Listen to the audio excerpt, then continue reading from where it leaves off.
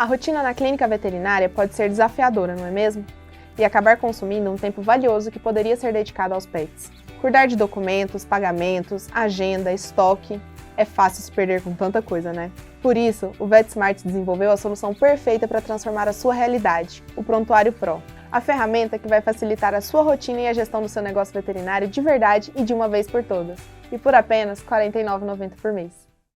Oi, pessoal, boa noite. Eu me chamo Patrícia Mosco, eu sou especializada em nefrologia de cães e gatos, e nesses próximos momentos eu quero conversar com vocês um pouquinho a respeito do diagnóstico correto da proteinúria. Você sabia que precisa ter um saco bem grande de paciência para conseguir fazer o diagnóstico correto de proteinúria? Você sabe que, na verdade, a proteinúria hoje é pintada como uma alteração clínica gravíssima ou como uma enfermidade renal. E eu sei que quem está na clínica, na batida do dia a dia, tem dúvidas em como conduzir um paciente da forma correta, não só em termos diagnósticos, mas também terapêuticos. Então, o objetivo hoje é tentar desmistificar um pouquinho desse assunto que entrou em voga nos últimos anos e que ainda não está tão claro para o clínico geral. Então, vamos lá dominar o passo a passo. Para começar, gente, eu preciso que vocês relembrem comigo um conceito muito simples, que é o que é proteinúria. Gente, é muito comum quando eu falo com os meus alunos ou quando eu falo com os meus colegas que estão na clínica, que essas pessoas me tragam um conceito de que proteinúria é perda de proteína na urina. Primeiro sinal de alerta. Para aí, atenção. Não é verdade. Proteinúria é presença de proteína na urina. E presença não necessariamente quer dizer perda. Porque vamos combinar, né, gente? Quando a gente pensa em perda, a gente já remete o nosso raciocínio à ideia de que se eu estou perdendo, existe a chance de estar faltando. E se há perda, então há lesão ou comprometimento em algum segmento do sistema do nosso corpo. Será que isso é verdade? Eu quero dizer para vocês, calma aí. Pode ser que seja perda, mas até a gente classificar e chegar nesse conceito absoluto, vamos dar um passinho para trás, ser um pouco mais conservador e entender que, na verdade, proteinúria é ter presença de proteína no exame de urina. Vocês sabem, é óbvio, por conceito, que se a gente está falando em presença de proteína na urina, é óbvio que eu preciso fazer o exame de urina. Então, só diagnostica proteinúria quem faz urinálise. Gente, e o exame de urina, vamos relembrar lá do comecinho, lá da graduação, é um exame de triagem, é um exame que precisa estar colocado, inserido na nossa rotina do dia a dia. E esse exame de urina, na verdade, é feito como um check-up, não só do sistema urinário, mas também de avaliação metabólica, endócrina, de avaliação gastrointestinal, de complicações hídrica, eletrolítica e até descompensações do equilíbrio de energia, do equilíbrio do metabolismo energético. Então, pessoal, o exame de urina, ele é um exame amplo que nos traz tantas informações que não pode ser negligenciado. E esse exame de urina, ele é feito geralmente em 3 etapas. A etapa 1 é aquela em que a gente avalia a parte física da urina. Então, a gente olha para aquela amostra, diz como é que está a carinha dela, se ela está turva, se ela está límpida, qual é a coloração, e a gente avalia também ainda avaliando pelo olho a densidade. E a densidade, a gente compara densidade da urina com densidade da água, que é de 1,000. Então, não é 1000, pessoal, é 1,000. E a densidade da urina, como é um lixo líquido tóxico que tem o veículo água, mas vários metabólitos sendo excretados ali, a gente acaba tendo uma densidade maior do que a da água. Então, é por isso que a densidade da urina vai lá para o normal, acima de 1,030 no cão e acima de 1,035 no gato. A parte 2, ou etapa 2 do exame de urina ou da urinálise, é a análise química. E essa análise química, ela é qualitativa. O que isso quer dizer? A gente vai pegar uma tirinha, uma fitinha reagente, com vários quadradinhos de cores diferentes, vai mergulhar essa tirinha na amostra de urina recebida, vai tirar o sobrenadante e vai comparar com uma tabela de normalidade. A cor que surgiu ali vai nos dar uma interpretação com relação a vários parâmetros. A presença ou ausência de urobilinogênio, de cetonas, avaliação de pH, de sangue, glicose, bilirrubinas, nitrito e também proteínas. Vocês conseguem entender comigo? Se eu estou comparando com uma tabela de normalidade, um método que me dá cor e que isso depende do meu olho para a interpretação dessa coloração ou dessa tonalidade, que esse método não é um método preciso. Então, esse método é um método qualitativo. E o que ele me traz de informação importante a respeito de proteína? Ele me traz a informação de que não há proteína, há pouca proteína, há mais ou menos de proteína, ou há muita proteína, ou ainda cruzes. Quanta proteína? Isso, na verdade, no nosso laudo, vem lá como resultado de 0 a 4 cruzes, ok?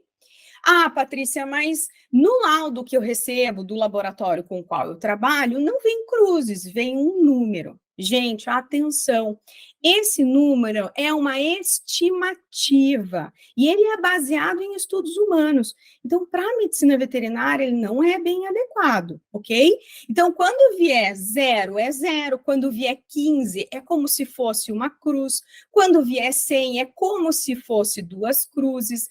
Quando vier mais 500, isso quer dizer 3 ou 4 cruzes, mas não é o valor de quantidade exato de proteína naquela amostra, porque essa metodologia é uma metodologia qualitativa.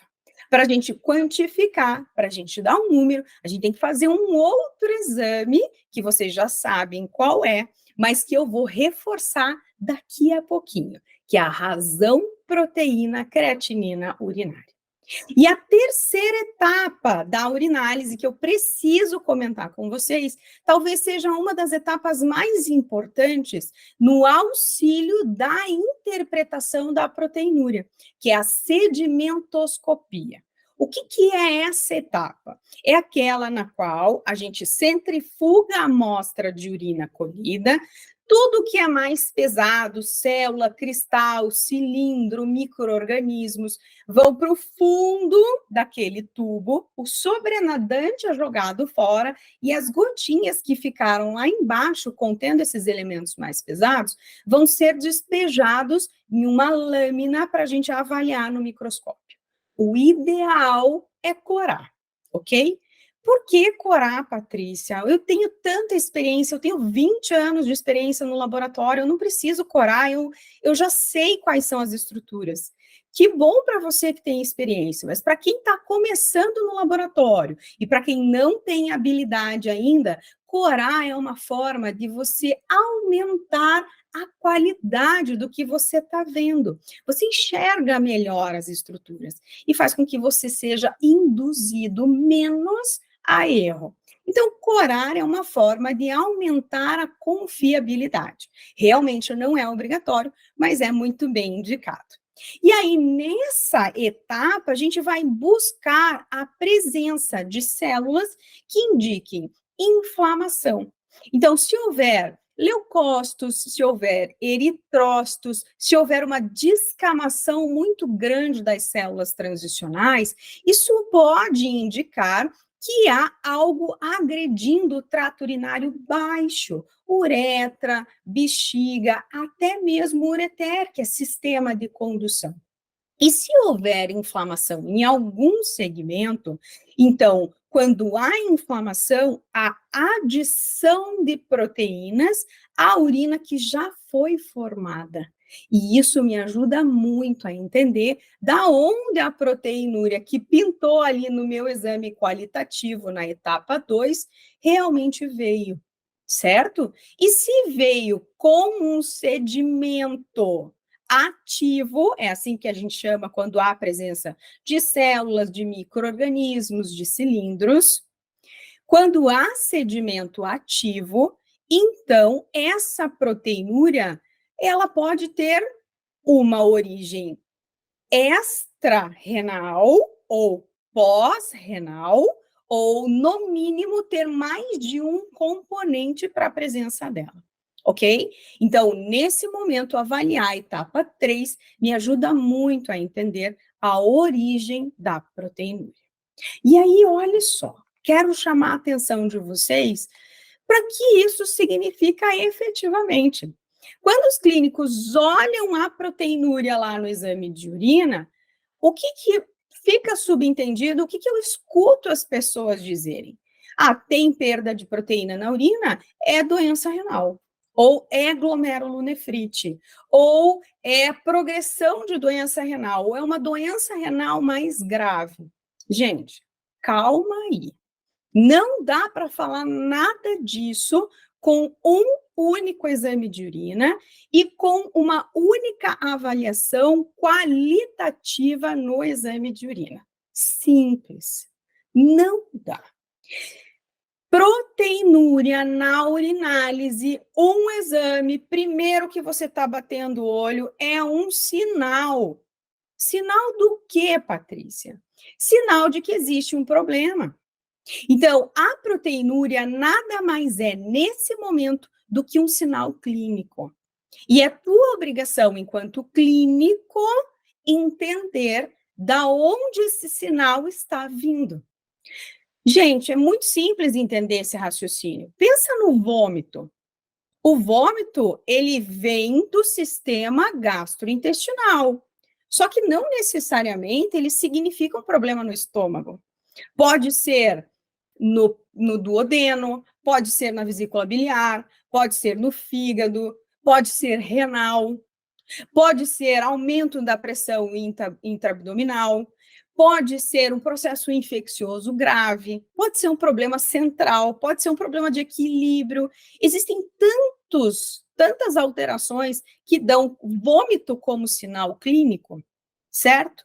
O que eu quero dizer para vocês é calma. A proteinúria é um sinal clínico de alteração em algum lugar, mas que está sendo enviado pelo trato urinário.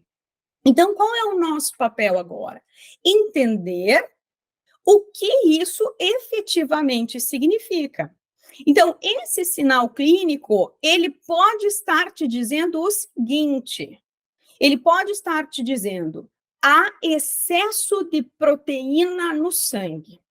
E esse excesso de proteína que está chegando no filtro pode estar pressionando o filtro a tal ponto que o filtro está deixando passar a proteína na urina. Ou pode dizer para você, olha só, está chegando com muita força no filtro. E essa proteína que está chegando com muita força no filtro está sendo empurrada com força através desse filtro. Ou pode estar te dizendo, calma aí, existe uma lesão no filtro. Ou ainda pode dizer para você, tá tudo bem antes do filtro, tá tudo bem no filtro, a pressão de filtração tá normal, Só que depois que a urina estava pronta, foi adicionado proteína a ela. Entende? Então, nesse momento, qual é o seu papel? Perguntar efetivamente da onde é que essa proteína está vindo. Então, se há excesso de proteína no sangue, esse excesso de proteína no sangue pode vir de alterações. Na verdade, a gente nem pode dizer alteração, porque pode ser fisiológico, ou seja, para aquele momento, para aquelas condições, aquela sobrecarga de proteína era esperado que acontecesse, ok? Pode ser que essa proteína esteja vindo de antes do rim, porque há excesso de produção de proteína em algum sítio antes. Ou seja, há foco inflamatório em algum lugar. E, gente, o que é a inflamação senão uma cascata de produção de inúmeras proteínas para corrigir um problema e cicatrizar uma lesão? Vocês entendem que esse universo em inflamação é, na verdade, um momento de uma produção exacerbada de proteínas inflamatórias? E vocês entendem que esse excesso de proteínas inflamatórias vai sim chegar ao filtro que é o rim, ok? Quando há uma força maior empurrando proteínas através do filtro, isso pode ser aumento da pressão arterial. Patrícia, necessariamente hipertensão arterial sistêmica? Não necessariamente, mas muito provavelmente, tá? É muito comum que a gente tenha hipertensão arterial sistêmica como uma força que está empurrando proteína através do filtro. E quando a gente usa um vasodilatador, que a gente reduz a pressão arterial, a gente tem redução de proteína, da presença dessa proteína ou da perda de proteína na urina nesse momento. Mas pode ser um aumento de pressão só dentro do filtro, só dentro do glomérulo. E eu vou falar sobre isso daqui a pouquinho com vocês. Outra possibilidade, que nós tenhamos um problema no rim. Vejam, eu não falei exatamente filtro agora. Por que eu não falei isso? Porque efetivamente o filtro em si é o glomérulo, ok? E eu posso ter sim uma lesão, um defeito, um comprometimento no glomérulo, mas não só isso. O glomérulo filtra, os túbulos reabsorvem e o interstício, ou seja, aquele tecido que está rodeando tudo isso, glomérulo e túbulo, faz parte importante dos processos de equilíbrio, reabsorção, excreção e secreção. Então, se houver processo inflamatório, mesmo que seja depois do glomérulo, depois do filtro propriamente dito, e esse filtrado, que ainda não é urina, mas que caiu no túbulo e está em contato com o interstício para os processos de equilíbrio, se houver perda e acrescimento, na verdade, não exatamente perda, mas o acréscimo de proteínas a esse filtrado, quando chegar no final do túbulo, que vai ter sido formada a urina propriamente dita, já teremos passado por um processo de adição de proteínas inflamatórias. Então, essas proteínas, que elas estão presentes nessa urina, vindas do próprio rim, não necessariamente são só do filtro, são só do glomérulo. Elas podem ser do túbulo e do interstício também. Eu vou mostrar para vocês algumas imagens que vão esclarecer e deixar um pouquinho mais didática essa percepção, ok? Fiquem comigo que vocês vão entender. E, finalmente, a possibilidade de que a urina já pronta, já formada, saindo ali do rim, ganhando pelve, descendo pelo ureter, bexiga e uretra, nesses segmentos, nós tenhamos a adição de proteínas inflamatórias na urina pronta. Então, se houver qualquer foco inflamatório em qualquer um desses segmentos, então nós teremos a presença de proteína na urina, ok? Vamos esmiuçar um pouquinho o que pode ser uma proteinúria fisiológica. Então, nesse momento, é esperado que tenhamos, ok, a presença de proteína por alterações ou por modificações fisiológicas, ok? Exercício físico é um deles. É óbvio, né, gente, que a gente não vai ver um gatinho fazendo abdominal na nossa rotina do dia a dia. Isso não é comum, mas é comum sim que um cão venha caminhando para a clínica para coletar o sangue, ou que a gente vai coletar esses exames numa segunda-feira pela manhã e no sábado, no domingo, esse pet, esse animal, foi passear na chácara, nadou no lago, caiu na piscina, fez uma atividade física maior do que estava habituado. Então, há quebra de fibras musculares e, portanto, há adição de proteína na urina. E isso é transitório, pontual, fisiológico, ligado exclusivamente àquele momento, ok? Outro ponto importante, também é relativamente comum que depois de uma baguncinha em casa, uma festa em casa, um excesso alimentar em casa, caiam no chão proteínas. Um restinho de carne, um pedacinho de osso, um restinho de pelanca, um fiozinho de linguiça, sabe aquelas coisas que o tutor nunca quer dar, mas que o pet geralmente rouba, o que cai no chão? Então, essas proteínas que foram ingeridas pontualmente, naquele momento, numa situação especial, elas vão ser digeridas, vamos ter uma avalanche de aminoácidos na corrente circulatória e o rim pode se infiltrar esse excesso e deixar passar e ir embora. Então, depois de uma alimentação rica em proteínas, nós podemos ter uma proteinúria transitória fisiológica. Ou, quando esse paciente, por exemplo, ele é um animal com epilepsia e ele teve uma crise convulsiva, nesse momento ele teve contrações musculares ritmadas, intensas, que provocaram quebra muscular. Ou esse cão, esse gato teve um processo febril. Também podemos ter quebra proteica por causa disso, desnaturação proteica em temperaturas mais elevadas. Então, essa proteína na urina, ela será pontual, transitória e muito ligada àquele momento específico, ok? Isso é chamado proteinúria fisiológica. E a proteinúria pré-renal?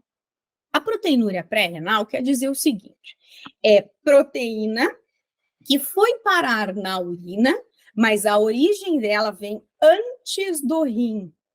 Por isso que eu destaquei para vocês ali a arteríola aferente, quer dizer, não tem nada a ver com o glomérulo ou o resto do néfron. Quer dizer que chegou no rim essa quantidade aumentada de proteínas. E nós temos, sim, várias situações em que essas proteínas chegam em concentrações mais aumentadas. Lembrando, falamos agora há pouquinho, todos os processos inflamatórios. Patrícia, todos mesmo? Sim, todos mesmo. Um paciente que tenha acúmulo de placa dental, que tenha gengivite, veja, eu tenho uma placa cheia de bactérias agregadas com mineral, provocando uma reação inflamatória gengival. Essa gengivite, sim, leva à proteinúria. Isso é comprovado cientificamente. A gente tem artigos mostrando que há perda de proteína na gengivite, pós-tratamento periodontal, a redução da perda de proteína. Então, sim, a gengivite leva à proteinúria. Eu tive um paciente uma vez encaminhado pelo neuro, perfeitamente encaminhado pelo neuro, aliás, né? Um paciente que havia feito correção de uma hérnia de disco, então estava em pós-operatório de coluna, o neuro muito cuidadoso, estava de olho na possibilidade desse paciente fazer infecção urinária em virtude da estase urinária que se estabelece muitas vezes desses pacientes. E não havia infecção, mas havia proteinúria, então ele encaminhou a mim. E esse paciente, quando chegou a mim, tinha 2 semanas, 15 dias de pós-operatório. Vocês acham que uma coluna cicatriza em 15 dias, gente? Não, né? Uma coluna leva geralmente e pelo menos 30 dias para que a gente tenha uma redução daquele processo inflamatório mais grave, mais intenso. A recuperação plena leva meses, certo? Então, esse paciente, ele tinha a proteinúria ligada ao processo inflamatório cicatricial pós-operatório. 30 dias depois, nós repetimos o exame de urina, a proteinúria já não estava mais lá. Ou seja, realmente era uma proteinúria ligada ao processo inflamatório cicatricial pós-operatório, a inflamação. Mas atenção, não é só a inflamação que faz isso. Quando nós temos pacientes cardiopatas, aqueles pacientes que estão em doenças cardíacas mais avançadas, que já têm redução de débito cardíaco, que já têm impacto circulatório sistêmico e que esse comprometimento leva a má perfusão tecidual, especialmente de grupos musculares, esses pacientes que vão desenvolvendo a sarcopenia, que vão desenvolvendo a perda de massa magra, vão quebrando essa massa magra e esses fragmentos vão parar na corrente circulatória. E, obviamente, no filtro que filtra todo esse sangue, certo? Então, gente, um paciente senil em processo de perda muscular, um paciente cardiopata em processo de perda muscular, pode ter, sim, proteinúria. Agora, atenção, depois que esse paciente já mostrou a perda importante de massa, que a caquexia, a sarcopenia importante já está estabelecida, isso já não pode continuar acontecendo. Por quê? Porque eu já não tenho mais a massa magra, que seria a minha fonte de proteína sendo quebrada. Ok? No hipertireoidismo, em que eu tenho aumento do catabolismo proteico, no hiperadrenocorticismo, em que eu tenho, né, formas diferentes de formação de energia e tenho, sim, quebra de proteínas, na diabetes descompensada, no uso exacerbado de glicocorticoides exógenos, em todos esses processos em que eu aumente o catabolismo proteico, sim, eu posso ter proteinúria ligada a esses processos, ok? E sim, gente, hipertensão é uma das nossas maiores preocupações. Então, avaliar pressão arterial é fundamental. Patrícia, avalia a pressão arterial depois do exame de urina? Não, né, gente? No começo dessa aula, eu falei para vocês, exame de urina e exame de triagem. E, gente, o que é a pressão arterial? Pressão arterial é parâmetro vital, a gente tem que fazer junto com o exame físico. Ah, Patrícia, ainda não adquiri o hábito de fazer isso, está perdendo tempo. Corre atrás do prejuízo, vai atrás. A avaliação de pressão nos ajuda absurdamente. Óbvio que a gente tem que ter todo um cuidado para fazer isso, para ter a confiabilidade desse valor, desse resultado. Mas você sabe que tem jeito de fazer, de agradar o cliente, de impressionar o cliente e melhorar a tua coleta de dados. Então, sabe o que eu adoro fazer? E faço isso com frequência, quem me acompanha sabe disso. Eu coloco estagiário para fazer. Por que isso? Porque estagiário adora trabalhar. Estagiário está ali para te ajudar. Estagiário é teu braço direito. Então, ensina esse cara, treina esse cara, faz esse cara receber o teu cliente, acalmar teu paciente uns 10 minutinhos antes de você entrar no consultório, faz a tomada de parâmetros, incluindo a avaliação de pressão, e você já tem esse dado colecionado. Aí, quando você pega a proteína na urina e você volta no teu exame físico, no teu histórico, e você vê que a pressão é normal, você já descartou essa possibilidade. Se você não fez essa tomada, ou se essa tomada te trouxe uma resposta não confiável, ou eventualmente veio mesmo hipertenso, você sabe que essa perda de proteína pode estar ligada a esse fator. Então, você vai centrar forças nesse diagnóstico. Entende que te direciona e te ajuda de uma forma muito especial? Então, sim, a avaliação de pressão é extremamente importante. Mas como? Como a pressão alta leva a proteína a aparecer na urina? É o seguinte, a gente tem aqui nessa imagem um glomérulo. Na verdade, um segmentozinho do glomérulo, tá?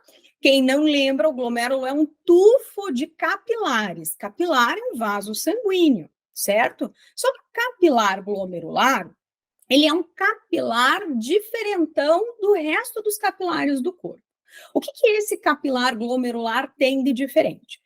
Todos os outros só têm uma camada celular de revestimento, que é o endotélio, ok? Por que isso? Para permitir as trocas fáceis entre o meio sangue e o meio tecido, ok? Então, a gente capta do tecido restos metabólicos, capta do tecido gás carbônico e entrega para esse tecido oxigênio e nutrientes. E a água está se renovando nesse sistema o tempo todo. Lá no capilar glomerular, além do endotélio, então veja que endotélio existe, existem ainda outras duas camadas. E essas duas camadas adicionais, então são 3 camadas de filtragem, elas estão ali justamente para aumentar a seletividade à filtração. Então, é um sistema altamente especializado, só existe isso dentro do glomérulo, ok? Então, o sangue precisa chegar nesse capilar glomerular com volume e pressão adequada para a filtração. Então, essa força é que vai empurrar as moléculas através dos poros ou fenestras que se encontram, que coincidem entre as 3 camadas da parede do capilar. Então, uma molécula ela vai ser filtrada quando ela sair do meio sangue, atravessar essas 3 camadas em direção ao espaço urinário para ser drenado para dentro do túbulo. Isso tudo dentro do néfron, ok? Então, veja só, quando a pressão aumenta, ou só dentro do glomérulo, ou sistemicamente, a pressão, a força de chegada, ela é maior. Então, a gente vai empurrar moléculas que talvez não passassem porque são justinhas. E, de repente, como existe uma força muito grande empurrando, elas passam com maior facilidade. Vamos dar um exemplo para ficar bem claro? Sabe qual que é o tamanho desse poro que a gente mostra ali no slide, que né, é demonstrado pelas setas? Olha só, esse poro, ele tem um tamanho aproximado de 60 angstroms. Sabe qual é o tamanho molecular de uma albumina? A albumina tem 59 angstroms. Aí vocês vão parar para pensar agora e vão dizer, peraí, Patrícia, mas se a albumina é menor, por que a gente não perde um monte de albumina na urina? Porque a albumina, quase 100% dela, não 100%, mas quase 100% dela, é uma molécula de carga elétrica negativa. E sabe a segunda camada de filtração ali? A segunda camada de filtração, que é a membrana basal glomerular, ela também é proteica e também tem uma carga elétrica negativa. Negativo com negativo repele. Então a albumina volta para o meio sangue. Acontece que se a pressão chega muito forte, essa força se sobrepõe à força eletromagnética. E essa albumina passa justo no poro. E essa albumina vai parar na urina. Entenderam? Então, fisiologicamente, naturalmente, essa albumina não passaria. Mas se há uma força maior, então essa albumina será perdida. Então, presença de proteína na urina pode sim ser aumento da pressão arterial sistêmica, ok? E quando o problema é no rim? A gente chama isso de proteinúria renal. Gente, eu não estou chamando de proteinúria glomerular, já falei isso para vocês agora há pouquinho. Por que eu estou chamando de proteinúria renal? Porque pode vir de qualquer um dos segmentos do néfron. Observem comigo nessa figura que o néfron inteiro, ele é composto por todas as estruturas coloridinhas que a gente tem nessa figura. Então, vamos lá, o glomérulo está ali em rosinha, em seguida vem o túbulo contornado distal com aquela cor azulzinho água, ok? Lá embaixo, em branquinho, porção fina da alça de Henle. Depois, em verde, porção espessa ascendente da alça de Henle, já grudadinha com túbulo contorcido distal. E tudo isso é o néfron. Então, o glomérulo filtra, os túbulos, todo esse conjunto, fazem as funções de equilíbrio de água, eletrólitos, ácidos e bases, ok? Então, se houver lesão em qualquer um desses segmentos, enquanto a urina não estiver pronta, proteína ou passa pelo filtro ou será adicionada ao filtrado glomerular e pode parar na urina. Então, proteinúria renal pode vir do glomérulo, do túbulo e do interstício. Quando vem do glomérulo, isso significa que existe uma lesão no glomérulo. Nós chamamos qualquer lesão de forma genérica de glomerulopatia. E a glomerulopatia, ela pode ser dividida em dois tipos. Glomerulonefrite, são as inflamações do glomérulo, e a amiloidose, em que eu tenho depósito de substância amiloide desarranjando a estrutura, as paredes do glomérulo. Quando a gente fala em glomerulonefrite, existem dois tipos, as primárias e as secundárias.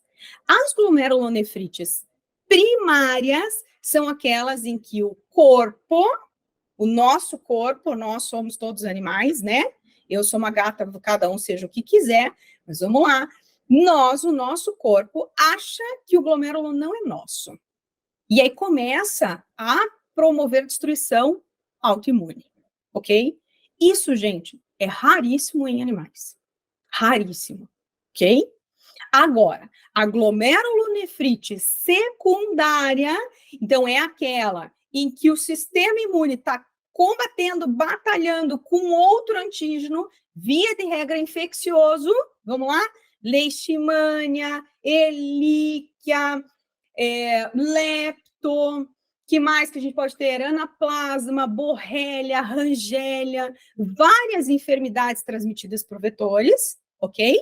Quando há combate e a formação de complexos antígenos anticorpo, esses complexos se depositam na parede do glomérulo e abrem lesões. Quando se abre lesão, o poro fica maior. E o poro ficando maior, há possibilidade de extravasamento de proteínas para a urina, ok? Então, glomerulopatia, que é mais comum em cães e em gatos, seriam as glomerulonefrites secundárias. Qual é a boa notícia com relação a isso? Você tratando a causa de base, via de regra, o paciente melhora. Patrícia, moro num lugar em que a leishmaniose é violentamente predominante. E a gente sabe, né, gente, leishmania, a gente não consegue 100% de controle. Então, sim, o depósito de imunocomplexo acontecerá de forma contínua, portanto, a perda de proteína será, sim, perpetuada nesses pacientes. E, portanto, a lesão renal será continuada nesses pacientes. As lesões túbulo-intersticiais. Adoro colocar essa figura, porque para mim ela é absolutamente didática. Olha lá, figurinha que está aqui no meu canto esquerdo, no de vocês que estão assistindo provavelmente também, mas no canto direito da tela, mostra as células tubulares únicas, alinhadas e saudáveis. Um vaso sanguíneo e um interstício escasso, pequenininho, com algumas células que trabalham ali fisiologicamente para defesa natural e para outros processos, como produção de hormônio, por exemplo, tá? Na figura central, né, do ladinho, nesse momento eu tenho uma lesão tubular com infiltrado inflamatório no interstício e no vaso sanguíneo. Vocês observam que tem uma bagunça ali? E se eu tive o aumento da permeabilidade vascular para diapedese de leucócito, ou seja, para passagem de leucócito para o interstício, leucócito que é desse tamanho, certo? Vai passar uma proteína? Óbvio que vai. E se aquela célula tubular morreu, os segmentos dela, que tem proteína e buracos se estabelecem ali, vão permitir a passagem dessas proteínas inflamatórias para o que foi filtrado e está dentro do túbulo. E aquilo que está dentro do túbulo vai parar na urina. Na verdade, vai se transformar em urina e vai carregar essas proteínas junto. Quais são os tipos de lesão tubulares mais comuns? As isquêmicas, as tóxicas, as infecciosas e as imunomediadas. Vamos combinar, gente? Lesão isquêmica acontece? Nossa Senhora, vocês nem imaginam. Secundário às doenças cardíacas, nos processos de desidratação crônica, desidratação grave, nos choques, nos processos trombóticos com obstrução de volume. As lesões isquêmicas são realmente muito importantes e muito frequentes, renais. As tóxicas, qualquer nefrotoxina ou qualquer substância que tenha um potencial nefrotóxico pequeno, mas que seja administrado num paciente desidratado, pode levar a esse tipo de situação. Entende? Então, sim, lesões túbulo-intersticiais podem levar a adicionamento ou adição de proteínas ao filtrado que será transformado em urina. E depois que a urina está pronta, a gente pode ter a adição de proteínas à urina pronta, por qualquer processo inflamatório em trato urinário de condução e armazenamento. E quando eu falo trato de condução e armazenamento, eu estou falando pelve, ureteres, bexiga e uretra. E no macho, ainda, a gente precisa adicionar próstata. Lembrando que nas nossas fêmeas, a gente tem uma uretra que desemboca dentro da vagina. Então, há uma comunicação muito próxima com o trato genital. Então, se houver processo inflamatório lá embaixo, e essa amostra for coletada lá de baixo, ou por uma sonda que entrou, ou por micção espontânea, eu posso ter adição de proteínas desses sítios inflamados também, ok? Então, cistites bacterianas, neoplasias, prostatite infecciosa, inflamatória, neoplásica, cálculos, corpo estranho, segmento de sonda que tenha ficado dentro da bexiga, piometra, mucometra, endométria, endometriose, processos traumáticos mesmo pela sondagem, o uso de sonda de espera, tudo que levar a processo inflamatório poderá levar à adição de proteínas na urina, ok? Preciso chamar a atenção de vocês para aquilo que pode parecer e não é, ou seja, os falsos positivos. Atenção!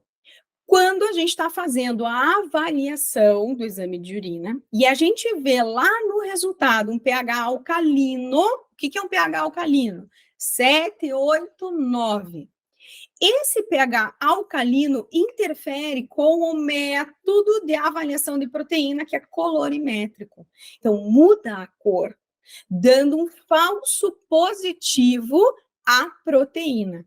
Então, quando houver pH alcalino, você não pode dizer que a proteinúria realmente existe. Você precisa preparar o seu paciente ou tirar a causa da alcalinização da urina, para daí sim entender num pH de até 6,5 se aquela proteinúria persistiu, ela é verdadeira e você se preocupa ou não. O que pode levar à alcalinização da urina? Primeiro motivo mais comum, ausência do jejum alimentar. Então, para fazer exame de urina, se o seu paciente não foi preparado, vai positivar o pH alcalino e vai positivar a presença de proteína. E você não pode dizer nada. Isso aconteceu simplesmente porque seu paciente não estava preparado.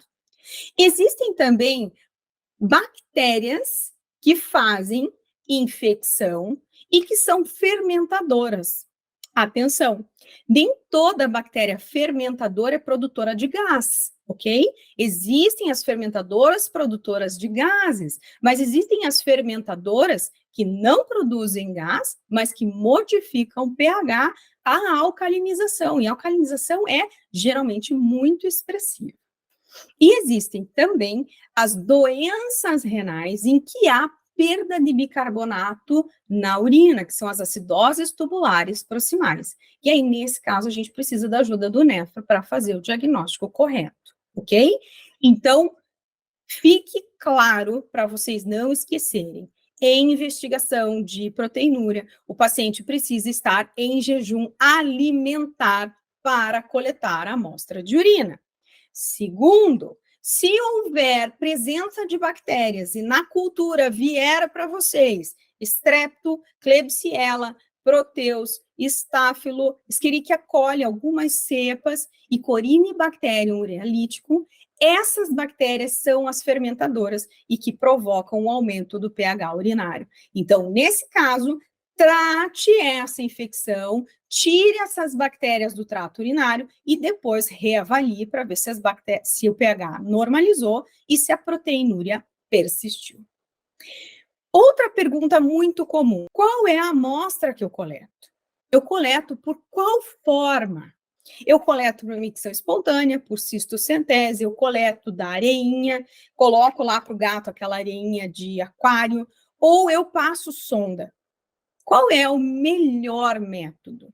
Gente, sem sombra de dúvida, para avaliação de proteinúria, a melhor forma é sim a cistocentese, porque você vai tentar desviar de próstata, de vagina, de secreções de prepúcio, de secreções de vulva. Então, você vai reduzir o risco de termos adição de proteína nessa amostra. E quando a gente passa a sonda, lembrem que para passar a sonda, sendo ela estéril, com higienização da genitália, mesmo assim, há abrasão de escama à célula e pode adicionar proteínas à tua amostra.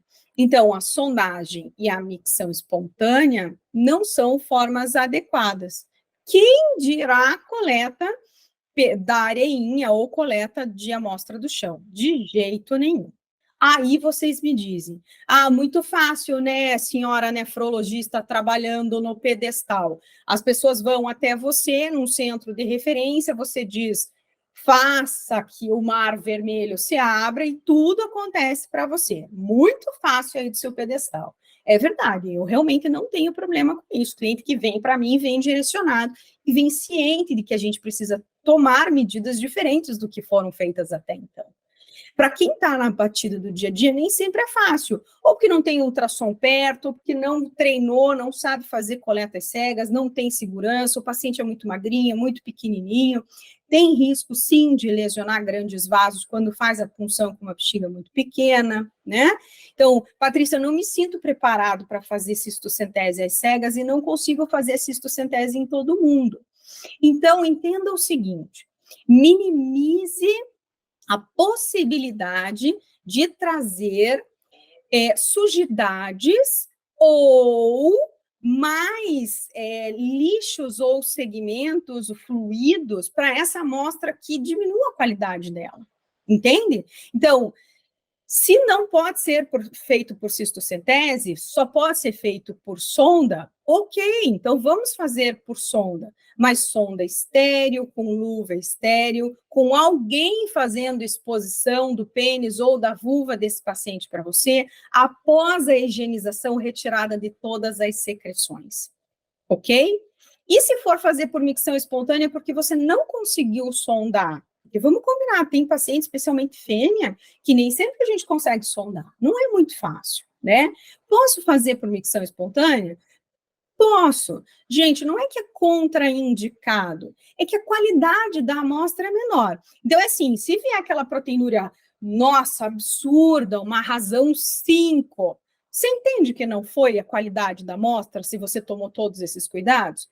Agora, se vier aquela razão em cima do muro, né? Vier lá uma razão 0,5, 0,6, como é que você vai bater o martelo?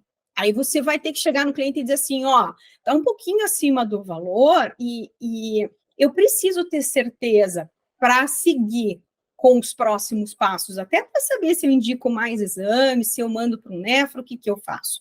Então, eu preciso que a amostra seja coletada por cistocentese. Aí você chama o pessoal da imagem, combina um dia, prepara tudo para melhorar a qualidade dessa amostra que vai ser enviada para o laboratório. Ok? Então, proibitivo não é, mas saiba que pode interferir sim com o teu resultado.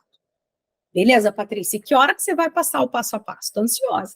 Vamos começar, então. Vamos falar passito a passito, suave, suavecito, o que a gente vai fazer com o exame de urina a partir de agora. Então, olha só. Passo 1, pegou o exame de urina. Qual a primeira coisa que você vai fazer? Bater o olho no pH. Viu que o pH está 6,5 para baixo? Opa, então não tenho interferência do pH na positividade da tira reagente. Então, se há proteína, como há nesse exemplo que eu coloquei aqui, uma cruz de proteína, não é por causa do pH. Putz, então isso aí é verdadeiro, ok? Segundo ponto, qual é a segunda coisa que você vai fazer? Olho na densidade. Gente, olha só, a proteinúria precisa ser interpretada à luz da densidade. Jeito chique para dizer o seguinte, olha só, se tem perda de proteína na urina, melhor dizendo, lá do comecinho, se tem presença de proteína na urina, você precisa entender o quanto isso é significativo. É muito mais difícil achar uma agulha no palheiro, ok? Do que achar uma agulha na caixinha de costura. Então, se você tem um balde de água, certo? Uma densidade bem baixinha, 0,10, como nesse caso, e tem uma cruz de proteína, puxa, isso é muito mais significativo do que eu ter essa uma cruz de proteína numa densidade de 0,40. Entende? Porque eu estou achando uma cruz de proteína num balde de água, na densidade de 0,10, ou eu estou encontrando uma cruz de proteína num copinho de água. Entendem a diferença? Então, é muito mais significativo quanto mais diluída estiver essa urina, quanto mais baixa estiver essa densidade. Próximo momento, ainda dentro do passo 1, olhando para o mesmo exame de urina que você está na mão, vai avaliar sedimento. Por quê? Porque se tiver sedimento ativo, ou seja, eritrócito, leucócito, micro-organismo, descamação de células transicionais, presença de cilindros, mesmo presença de cristais, gente. Se tiver uma quantidade muito grande de cristal, quem me garante que não há litíase? Quem me garante que não há um processo de lesão por essa areinha que muitas vezes está descendo pela uretra? E se houver lesão, há inflamação. E se houver inflamação, há adição de proteínas inflamatórias. Então, há sedimento ativo, vai investigar o que pode estar acontecendo nesse trato condutor de armazenamento ou genital. Depois você volta a reavaliar a proteína, ok? Passo 2, o que a gente vai fazer nesse momento? A gente vai buscar alterações em outros sítios, ou seja, fora do trato urinário. Lembra que a proteinúria é um sinal clínico inespecífico? Então, eu vou tentar encontrar sinal de inflamação ou de alteração em outro lugar. Então, olha o hemograma. Tem leucograma inflamatório? Opa, tem processo inflamatório em algum lugar. Tem aumento de proteína total? Tem. Opa, isso é porque eu estou com o paciente desidratado, então proporcionalmente aumentou a albumina, né, hemoconcentrou, ou eu tenho realmente aumento de globulinas? Porque se eu tiver aumento de globulinas, eu tenho sítio inflamatório em algum lugar. Faz exame físico completo, mas, gente, exame físico completo é aquele que a gente avalia paciente de cabo a rabo. É aquele que a gente olha anos, que palpa anos, que abre vulva, que expõe base de pênis, que abre bocão, que olha fundo de garganta, que vê se não existe gengivite, se não existe otite, se não existe aumento de linfonodos, palpa bem abdômen para ver se não tem nenhum sinal de aumento de volume ou de estruturas anômalas ali dentro. A gente tem que centrar forças na investigação de qualquer sítio inflamatório, certo? Quem não aferiu pressão, último momento. É hora, não deixa passar. Patrícia, eu estou aqui auscultando, auscultei um soprinho. Opa, pede avaliação do cardio. Mas é gato, Patrícia, não tem sopro. Pode ter cardiomiopatia. Lembra que para os gatos com cardiomiopatia, para eles mostrarem sinais de arritmia e sopro, a cardiopatia tem que estar bem avançada. Então, a gente tem que fazer diagnóstico antes. Então, vamos pedir ecocardio nesse gato proteinúrico, porque gato com proteinúria é muito mais difícil que seja renal verdadeira. Vai em busca do histórico, vê se não viajou recentemente, se não esteve num local que há doenças infecciosas transmitidas por vetores. Aqui onde eu moro, em Curitiba, a gente não tem leishmania endêmico, né? São casos pontuais. Mas nós temos aqui bem próximo no litoral tirofilariose. Então, é muito comum, né, os pets que vivem em casa viajarem no verão para a praia com seus tutores e, eventualmente, lá pegarem a girofilária. E aí podem vir com um sinal de proteinúria, entende? Então, é importante, sim, investigar a possibilidade de contato com vetores e histórico recente desses pacientes, mesmo de cirurgias, de processos cirúrgicos relativamente próximos, como aquele caso do paciente de coluna que eu tinha comentado com vocês. Passo 3, o que a gente faz no passo 3? A gente avalia o que a gente chama de persistência. Olha só, gente, perda de proteína na urina é um sinal, ok? O vômito também.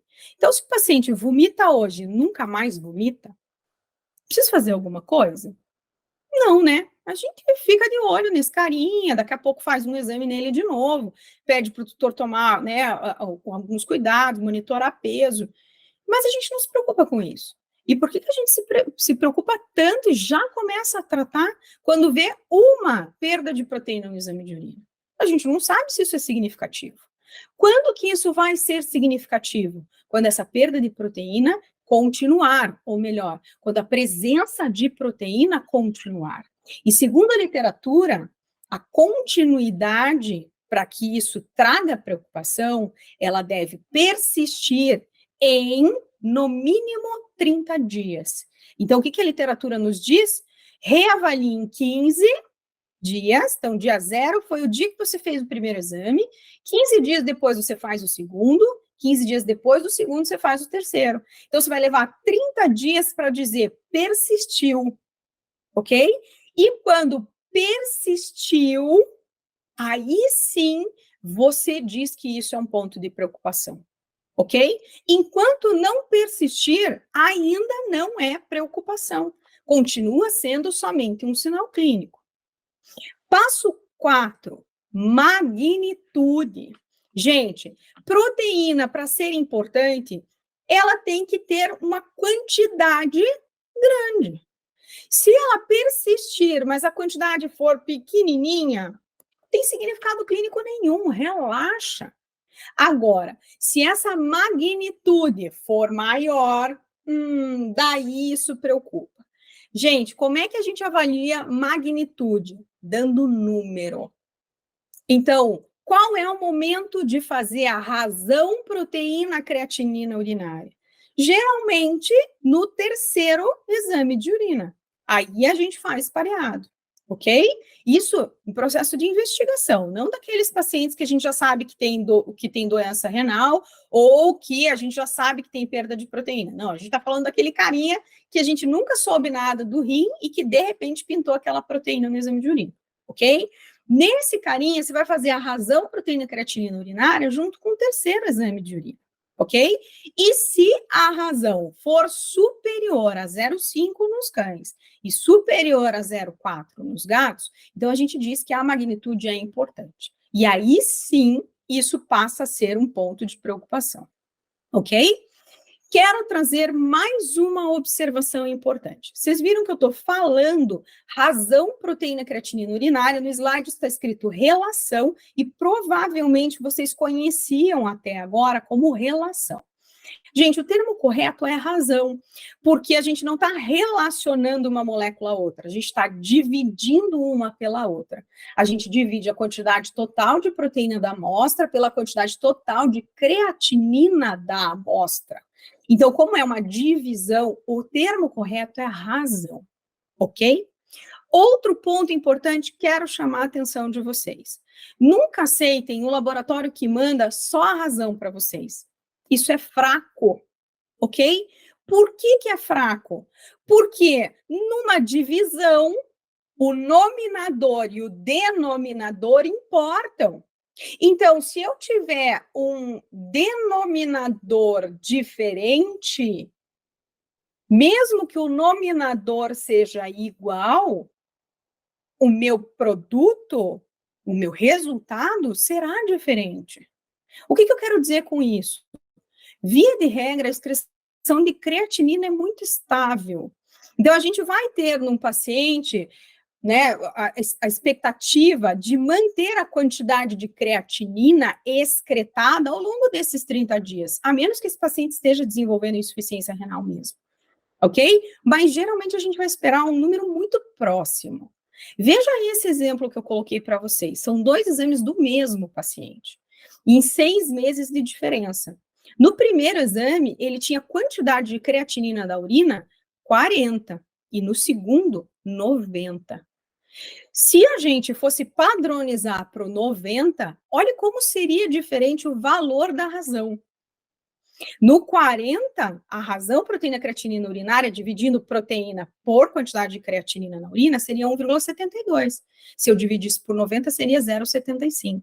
Então, vocês observam que como variou muito a creatinina, eu também posso ter uma variação no meu resultado? Vejam, de qualquer forma, nesse paciente, esse paciente é um proteinúrico verdadeiro. Entende? Então, esse paciente, a minha condução não seria modificada.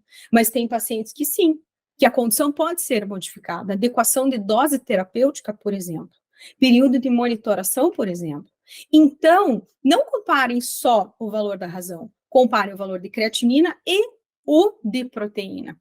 Monitorem para ver se há constância e se há a possibilidade de que essa variação tenha acontecido só pela creatinina e não pela proteína. E aí isso muitas vezes diz para você frear as alterações de protocolo terapêutico, ok? Quinto passo, tem uma quantidade de proteína grande sendo perdida? A magnitude é alta? Então, se a magnitude é alta, se tem muita proteína na urina, e nesse ponto a gente fala perdido mesmo, porque se tem muita proteína na urina, pode ser que esteja faltando no sangue. Então, o próximo passo é a gente checar se isso está acontecendo. Então, vamos ver se está faltando no sangue. Como é que eu vejo se está faltando no sangue? Eu mensuro no sangue albumina e colesterol. Por que disso? Porque se há perda de albumina na urina, vai faltar albumina no sangue. Ok? E segundo ponto, para que a gente não tenha redução de pressão oncótica, que é o que mantém a água dentro do vaso sanguíneo, então o corpo começa a produzir lipoproteínas. Lipoproteínas, lipo, base colesterol, um radicalzinho aminoácido qualquer que eu peguei, porque eu já não tenho proteína mesmo, então eu vou pegar o que der. Para tentar manter pressão oncótica dentro do vaso e não ter extravasamento de líquido para terceiro espaço. Então o colesterol sobe. E às vezes sobe muito. Então, um paciente que ele chegue para você com perda de proteína na urina, com albumina sanguínea baixa, com colesterol sanguíneo alto e com perda de líquido para terceiro espaço, e ali na imagem eu mostro para vocês Godê positivo, edema de Jae e líquido acítico, como exemplo, esse paciente está desenvolvendo síndrome nefrótica. E isso pode levar a distúrbios de pressão arterial, tá? Gente, esse paciente é um paciente que precisa ser tratado de urgência. Ele precisa ter a pressão oncótica recuperada. E aí isso é um outro momento de discussão, é uma outra palestra que eu não consigo contar para vocês. Mas é uma complicação muito grande, esse paciente realmente pode vir a óbito em virtude disso, tá? Graças a Deus, na veterinária, isso é incomum, mas quando acontece, é gravíssimo, tá? Sexto passo é localize a lesão. Gente, nesse momento aqui, eu estou dizendo para vocês que vocês excluíram causas pós-renais e que as causas pré-renais, elas são remotas, tá? Muito provavelmente não exista. Então, tá vindo do rim mesmo essa perda de proteína. Aí, o que a gente precisa nesse momento? A gente precisa saber se está vindo do glomérulo ou do túbulo do interstício. Por que eu preciso fazer isso? Porque a terapia é totalmente diferente, entende? Para as alterações glomerulares, eu uso uma modalidade terapêutica. Para as tubulares, eu uso outra. Então, eu não posso ficar sem esse passo para prescrever terapia. Como que a gente dá esse passo? A gente coleta a amostra de urina e manda para o laboratório para fazer um exame específico chamado eletroforese de proteínas urinárias. E a metodologia é essa que está escrita no slide para vocês, por gel de sódio dodecil sulfato poliacrilamida. É um nome grandão, um xingamento praticamente, mas que a gente abrevia chamando de SDS-PAGE. Então, essa é a metodologia correta para fazer eletroforese de proteínas urinárias. Por que eu estou falando isso? Porque não é qualquer laboratório que faz, tá? É mais comum a gente ter eletroforese por gel de agarose, mas não façam por gel de agarose, que não vai trazer o resultado que vocês precisam. A gente precisa que esse exame seja feito pela metodologia correta, que é o SDS-PAGE. E o que essa metodologia me traz de informação? Ela diz o seguinte: as proteínas que estão aqui nessa amostra de urina, elas são proteínas de alto peso molecular. Então, elas têm mais de 60 kilodaltons. Ou não. Ou elas têm menos de 60 kilodaltons. Então, elas são de baixo e médio peso molecular. E isso, para mim, indica localização. Quando elas são de alto peso molecular, essas proteínas vêm do glomérulo. Quando essas proteínas, elas vêm de túbulo interstício, via de regra, elas são de médio e baixo peso molecular, ok? E aí, quando vem do glomérulo, o tratamento é um, quando vem de túbulo interstício, o tratamento é outro, ok? Patrícia, e quando a proteína é mista? E quando a gente tem proteína que vem tanto de glomérulo quanto de túbulo, eu posso associar as modalidades terapêuticas? Pode. O que isso quer dizer para você?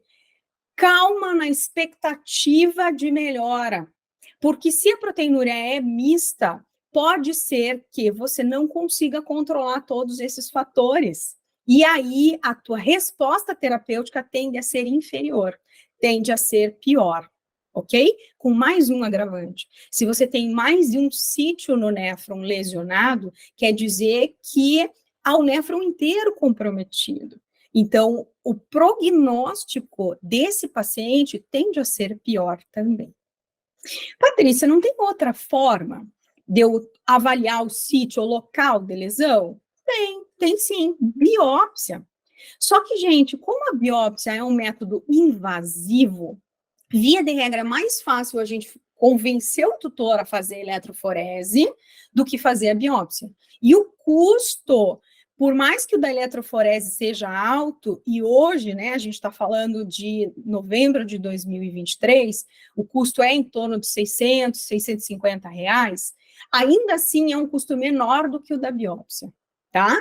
Então, biópsia sim é legal, mostra para mim sítio de lesão, mostra muitas vezes para mim causa de lesão, que a eletroforese não me diz, só me diz local, né?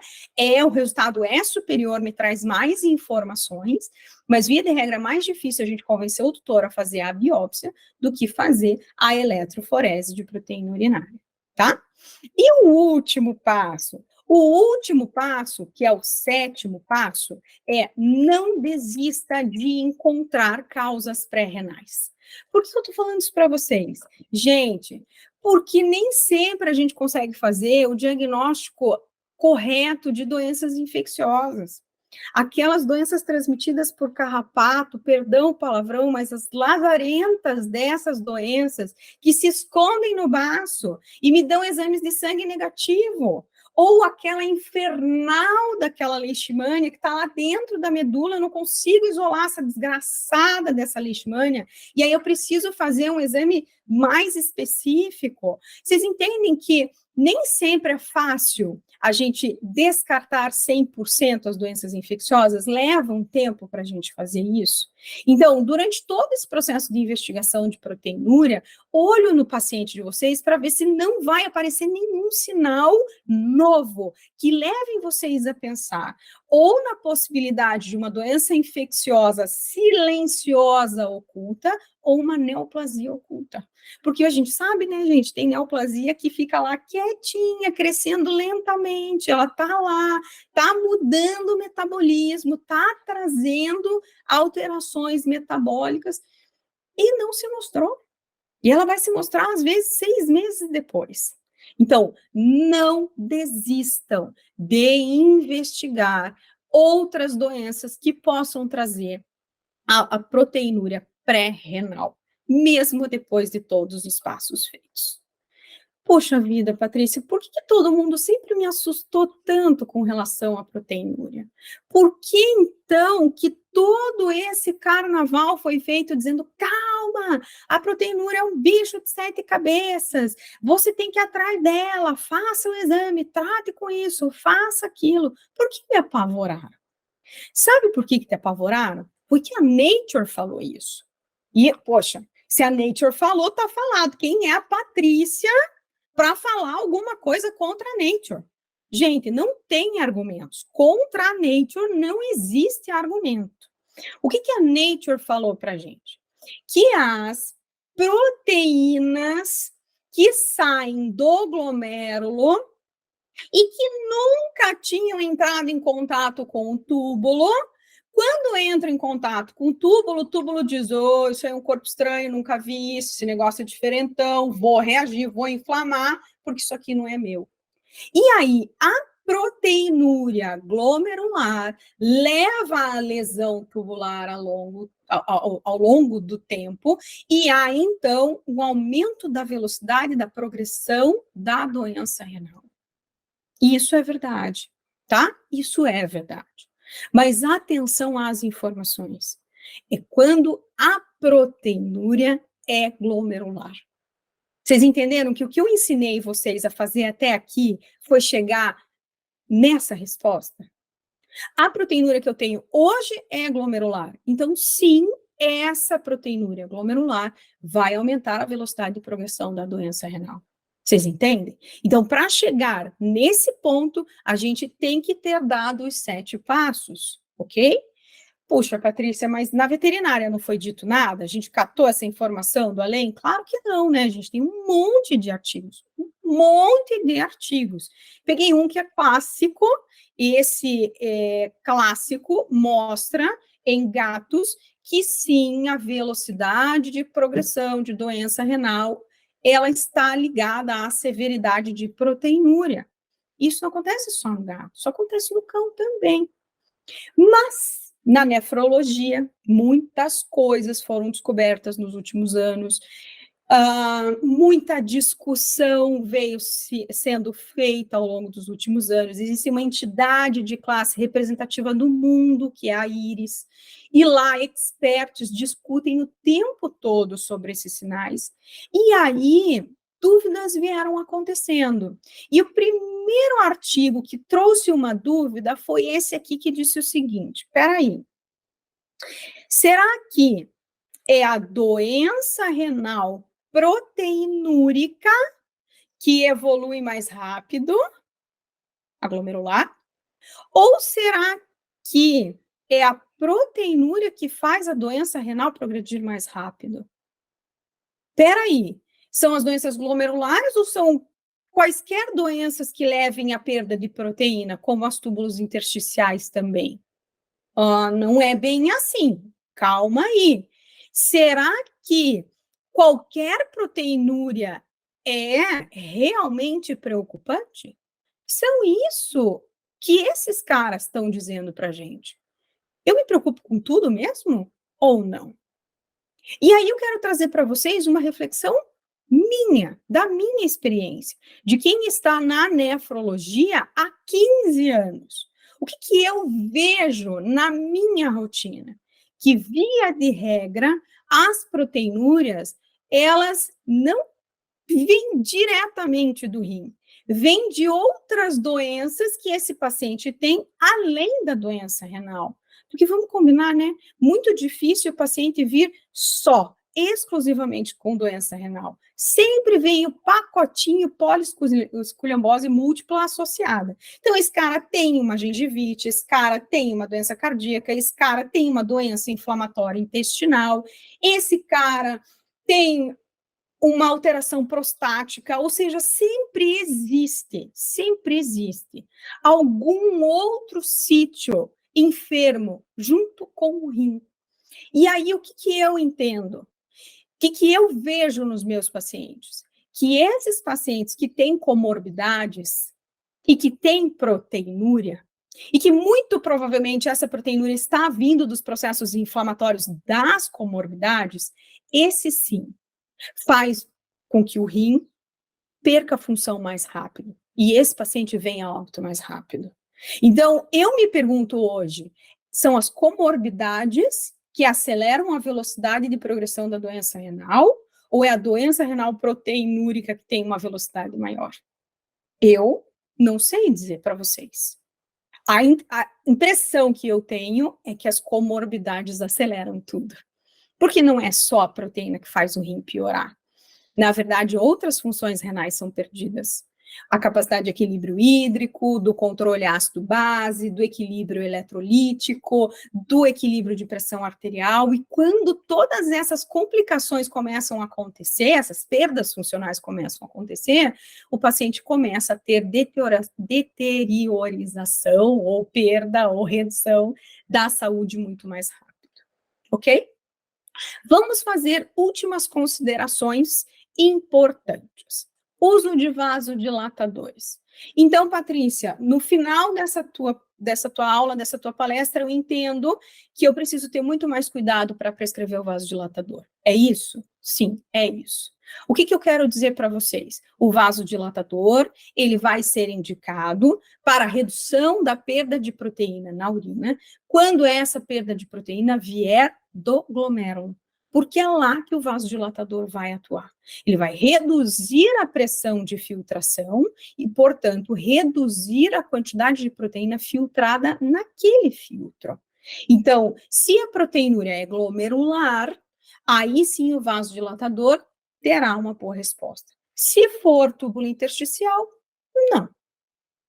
Outra consideração importante. Patrícia, eu não consegui definir, mas o paciente tem proteinúria. Então, eu vou usar o vasodilatador. Qual é o efeito colateral disso? E eu escutei isso de uma colega de altíssimo gabarito esses dias e juro para vocês que fiquei com medo dessa pergunta. Sabe por quê? Porque a maior parte dos colegas que não são nefrologistas não sabem disso que eu vou contar. E é por isso que eu vou contar para vocês. Olhem para essa figura que eu coloquei. Essa figura traz para vocês a ilustração do sistema vascular renal. Então, observem que o sangue vai chegar através da artéria renal, poucas bifurcações vão acontecer, até nós termos toda aquela galhadinha ali, né, sendo formada pelas arteríolas aferentes para a entrega do sangue para o glomérulo, para o filtro, e aí a filtração acontecer. Observem que há uma densidade de vasos sanguíneos muito grande no contorno, ou seja, na córtex renal. 90% do sangue que chega no rim chega na córtex, gente. 10% está na medula. E o que a gente tem na medula renal, ou na medular renal? Os túbulos, essencialmente, alça de Henle. E se 10% do sangue chega ali para nutrição, vocês entendem que se eu usar um vasodilatador e reduzir a entrega de sangue ali, eu posso fazer lesão isquêmica?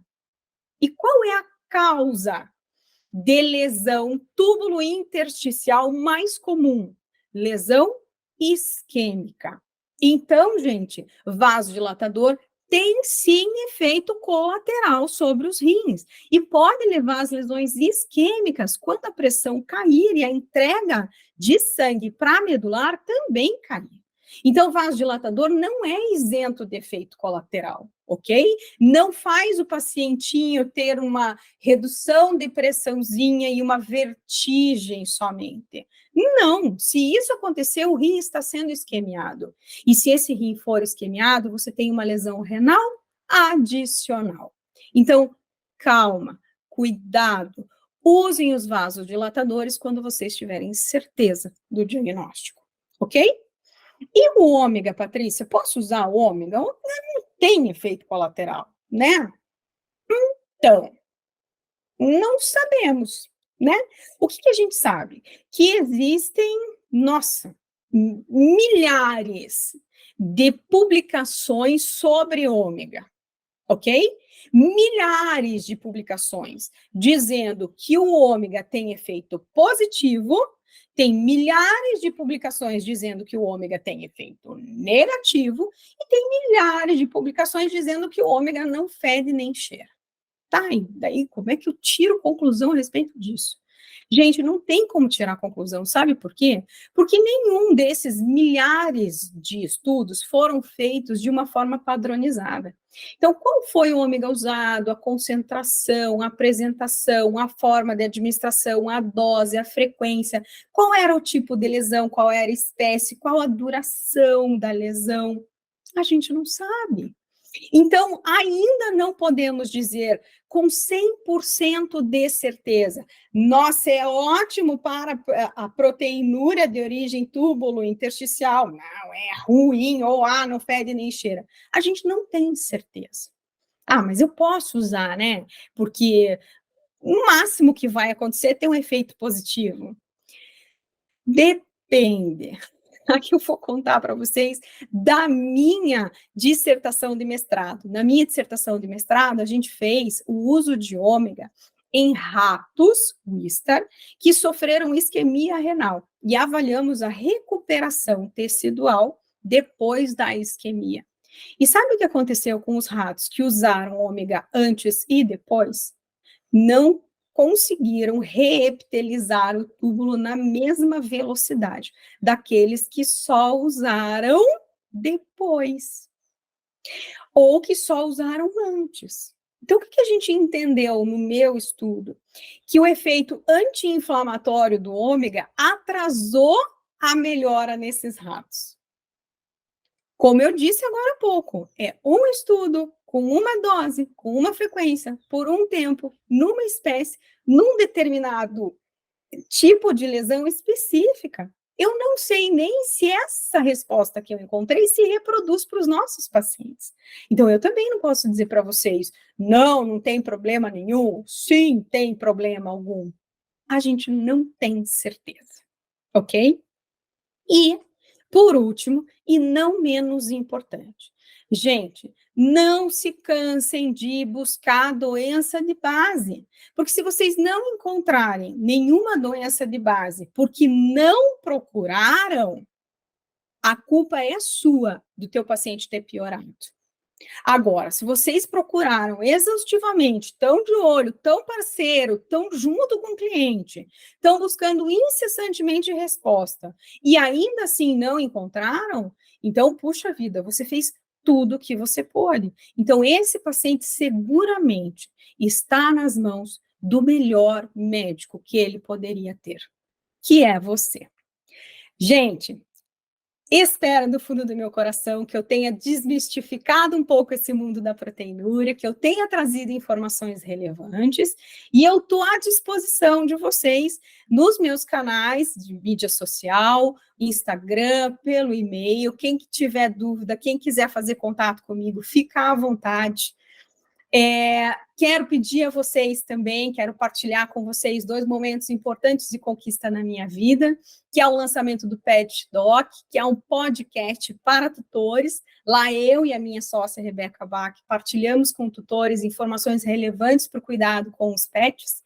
E, nesse momento, o lançamento do meu primeiro livro, que fala um pouquinho sobre a relação homem-animal e o poder de transformação que essa relação tem nas nossas vidas. Nesse livro, publicado pela editora Gente, Você Brilha Quando Vive a Sua Verdade. Então, vou adorar que vocês sejam meus leitores, meus seguidores, ou que me sigam nas redes sociais para que a gente troque ideias e que possamos crescer juntos. Gente, muito obrigado, uma excelente noite e Deus abençoe a carreira de vocês. Tchau, tchau!